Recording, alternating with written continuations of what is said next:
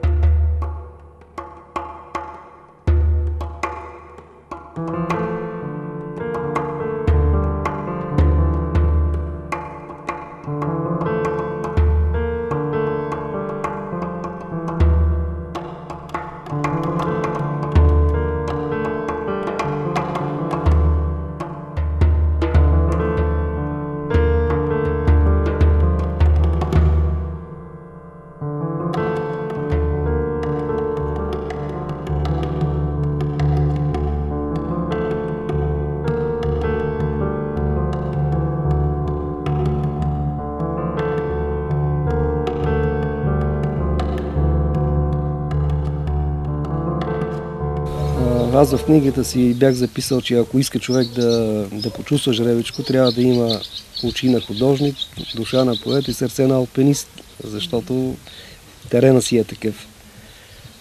Много пъти приятели или познати са ме питали, какво отиваш там, какво му гледаш на това село, какво му гледаш на тия камъни. Аз казвам, отивам да гледам камъните. Това е, на мен тук ми е хубаво, леко ми е. Леко се диша, хората са хубави, въздуха е чист.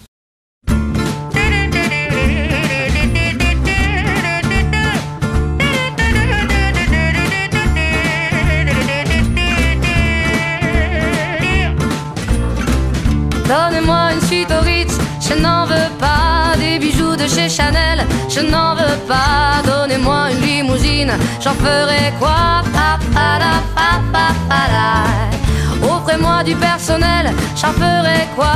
Un manoir à Neuchâtel, ce n'est pas pour moi.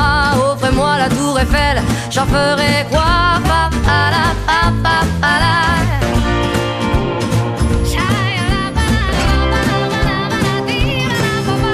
Je veux de l'amour, de la joie, de la bonne humeur. Ce n'est pas votre argent qui fera mon bonheur.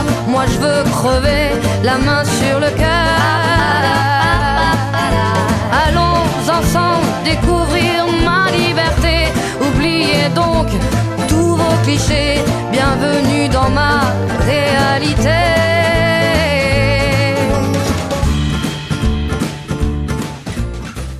Неочаквано жребичко ни среща с двама души от Великобритания – Гордън и Патриша, които преди няколко години купуват къща в селото и бавно, с много внимание и грижа, изграждат втория си дом в България.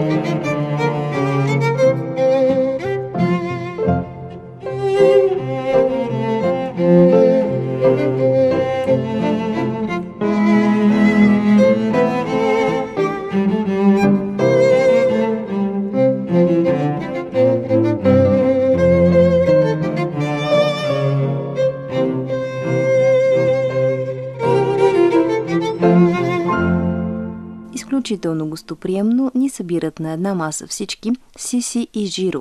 Не са местни, но отдавна са запленени от обаянието на Жребичко. Тишината вали тук в това село. Познават на хората от селото, поздравяваме се, помагат ни и ние сме им помагали. И така за 3 години с наши си усилия успяхме да я вдигнем. Постарахме се така горе-долу да запазим облика на тукашните къщи.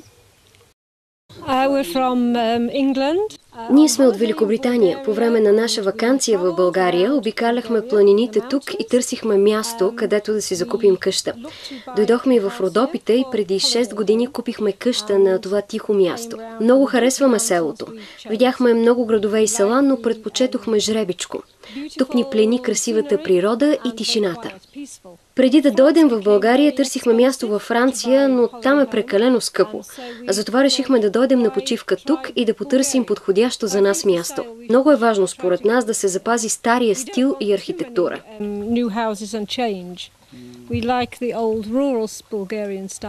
Харесваме българска храна. Знаем няколко думи на български, но ни е трудно. Имаме приятели тук, които ни помагат. Домат for tomato, баница, Ракия. rakia. I think the ecology, the rural, the peace. Харесва ни селото, тишината и хората. Когато дойдохме за първи път, не познавахме никого. Срещнахме Сиси и Жиро, много добри хора. Те са наши близки приятели и много ни помагат. Това, което имаме тук, е не просто къща, а дом. Това е нашият втори дом. Много обичаме това място, разбира се, хората и особено простичкия начин на живот. Идваме 2 пъти в годината, предимно през есента и пролетта.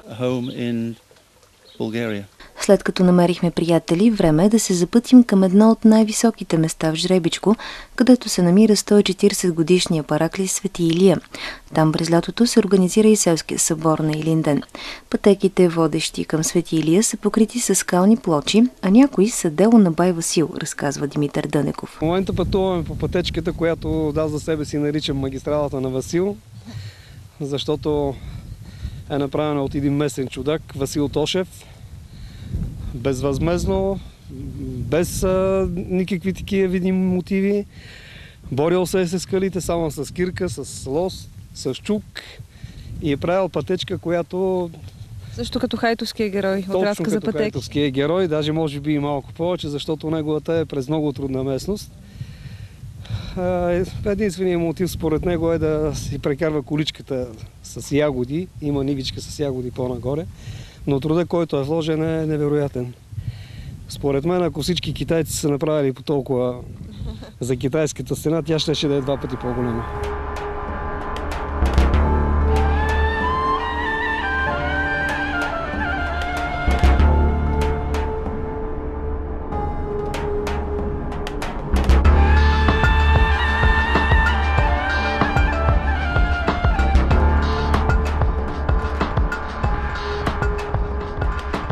На върха с хеликоптер преди няколко години е поставен 10-метров метален кръст.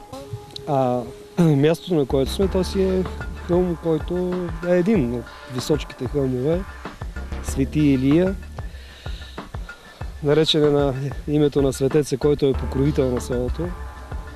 Илинден е празника на Жребичко. Център на празника е Илинден. Всяка година е Илинден, работа се е спирала, хората са идвали тук. До обяд са били песнопения и молитви, след обяд хора и ръченици на голямата поляна отдолу. И малко преди да си тръгнем от Жребичко, ще видим още един параклис, Свети Архангел Михаил. Той е съграден от майка, загубила малкото си дете при пожар. В историята на параклиса Свети Архангел Михаил има много човешка драма. Той е съграден първоначално след Първата световна война, когато 2-годишното дете на една жена загива. Жената е подела инициатива с помощта на всички селяни, е съградила параклис от камък, който обаче е доживял до колективизацията 50-те години, когато в негово съседство изгражда стопански двор и тогавашното партийно ръководство решава и събаря параклиса, забранява службите, събаря го до основи. Около 2000-та година обаче родолюбивите жребечани решават, че Параклиса трябва да се възстанови и с съдействието на всички, много труд беше вложен от много хора, такива, които са свързани с селото или такива, които просто са причастни към делото. Идвал съм доста пъти, докато Параклица беше строен и за пореден път се убедих, че когато българина има нещо на сърце и на душа, може да го направи наистина от сърце и от душа.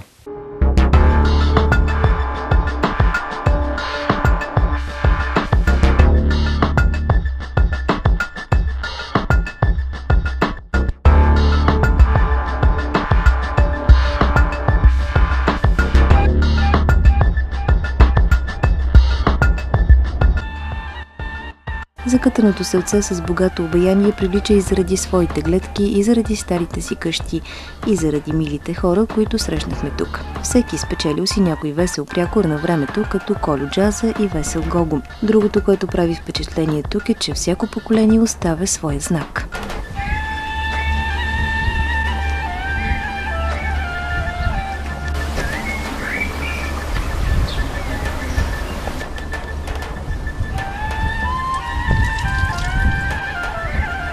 Казват, че жребичко прилича на гайда, а по душа още повече.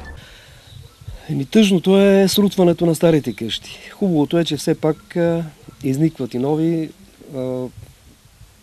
За мен не е необичайно, че всеки, който има възможност и го е посетил, изпитва желание да се върне, започнаха да се го изкупуват стари къщи или пък празни дворни места, започнаха да изникват и нови къщи, замислиха се от по-предприемчиви хора къщи за гости. Предполагам, че стане туристическа атракция. Какви са отзивите на хората, като идват тук? Какво казвате за жребичка? Различни. Ако нямаш очи на художник, няма да ти хареса. Аз съм предупредил всеки, който не разполага с по-поетична душа или очите му търсят лукс.